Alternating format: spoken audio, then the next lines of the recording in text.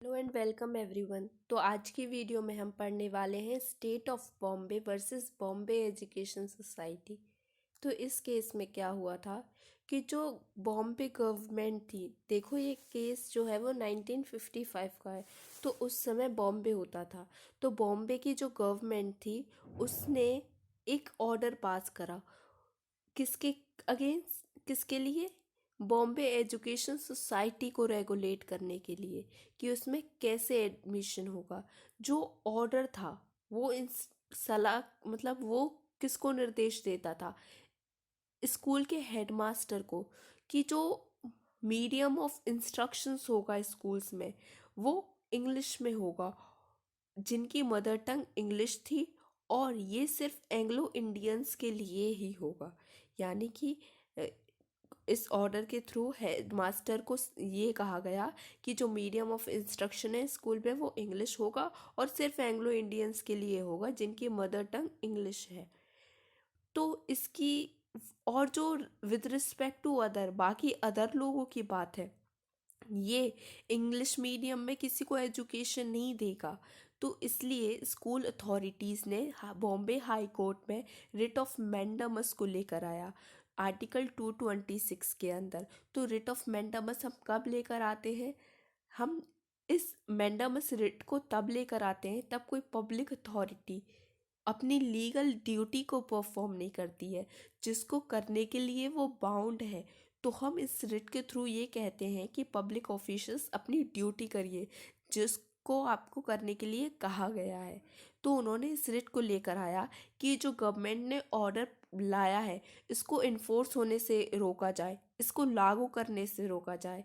इसी तरह के एप्लीकेशंस और लोगों ने भी दी।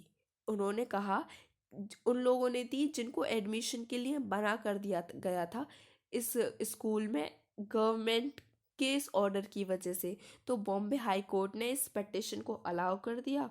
फिर उसके बाद बॉम्बे स्टेट जो है वो अपील में चली जाती है सुप्रीम कोर्ट। तो सुप्रीम कोर्ट क्या कहती है? सुप्रीम कोर्ट कहती है कि आर्टिकल 29 क्लॉज 1 जो है वो सिटीजन्स को ये राइट देता है, उनको ये प्रोटेक्शन देता है कि उनकी अगर कोई डिस्टिंक्ट लैंग्वेज है, स्क्रिप्ट है या कोई कल्चर है, उनकी अलग भाषा है, अलग स्क्रिप्ट है, अलग कल्चर है, तो उनको वो प्रोटेक्ट करेगा, उनके उस राइट को प्रोटेक्ट करेगा, उसके राइट को सेव कंजर्व करके रखेगा। और आर्टिकल 30 हमें क्या कहता है? आर्टिकल 30 माइनॉरिटीज़ के राइट को सिक्योर करता है। आर्टिकल 30 हमको बताता है कि कोई भी एजुकेशनल इंस्टीट्यूशंस को एस्टैब्लिश या एडमिनिस्टर अगर करा जा रहा है तो वो अपनी मर्जी के हिसाब से कर सकते हैं माइनॉरिटीज़ जो हैं। और आर्टिकल 29 क्लॉज 2 क्या कहता है? आर्टिकल 29 क्लॉज 2 हमें बताता है कि किसी भी सिटीज़न को एडमिशन के लिए मना नहीं करा जाएगा एजुकेशनल इंस्टीट्यूशंस में, अगर वो स्टेट के द्वारा चलाया जा रहा है या स्टेट उसको पैसा दे रही है, सिर्फ इस बेसिस पर कि वो इस जाति के लोग हैं, इस रेस के लोग हैं, इस कास्ट के लोग हैं, इस धर्म के लोग हैं, इस भाषा के लोग हैं या इनमें से किसी। तो आर्टिकल 29 क्लॉज 2 जो है ये सभी सिटीजन्स को राइट देता है, चाहे वो मेजॉरिटी में हो चाहे माइनॉरिटी में हो। तो इसलिए जो बॉम्बे गवर्नमेंट ने ऑर्डर को पास करा है ये हमारे राइट को बिल्कुल छीन लेता है, उसको मना करता है कि ये आपके ऊपर राइट नहीं एग्जिस्ट करता है। आर्टिकल 29 क्लॉज 2 29 क्लॉज 2 में जो राइट दिया है उस राइट को ले लेता है कि आप भेदभाव नहीं करेंगे किसी एडमिशन लेने के लिए एजुकेशनल इंस्टीट्यूशंस में सिर्फ जाति और धर्म और भाषा के आधार पर। तो इसलिए जो गवर्नमेंट है इस जो ये ऑर्डर लेकर आई है कि मीडियम ऑफ इंस्ट्रक्शन जो है वो इंग्लिश होना चाहिए और एंग्लो इंडियंस स्टूडेंट्स के लिए ही होना चाहिए, तो ये बिल्कुल ही गलत है।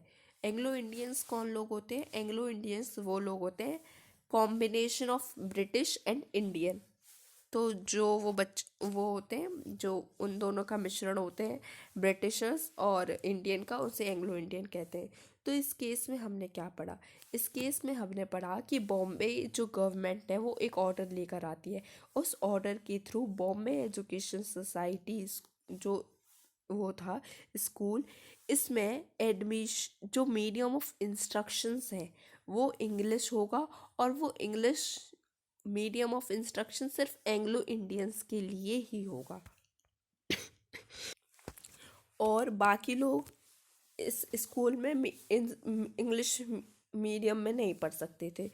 तो इसकी वजह से जो स्कूल अथॉरिटीज़ हैं वो बॉम्बे हाई कोर्ट अप्रोच करती हैं writ of mandamus under article 226 के अंदर, और वो कहती हैं कि ये जो हमारे आर्टिकल 29 क्लॉज 1 को वायलेट करता है, जो हमें राइट देता है।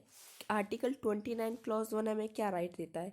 वो हमें ये राइट देता है, अगर किसी सिटीजन्स को अपनी भाषा, कल्चर, स्क्रिप्ट, इनको प्रोटेक्ट करके रख सकता है जो अलग है। और आर्टिकल 30 माइनॉरिटीज़ के राइट को प्रोटेक्ट करता है कि वो एजुकेशनल इंस्टीट्यूशन को बना भी सकती हैं और अपने हिसाब से चला भी सकती हैं।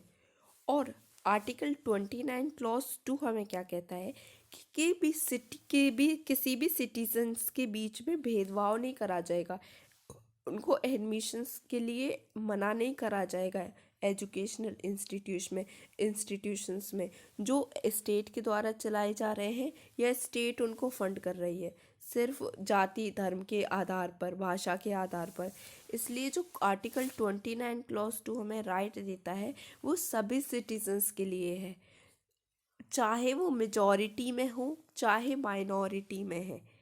तो जो बॉम्बे गवर्नमेंट इस ऑर्डर को पास करती है, ये ऑर्डर वो पूरा हमारे आर्टिकल 29 क्लॉज 2 में जो राइट हमको दिए गए हैं उसको वायलेट करती है।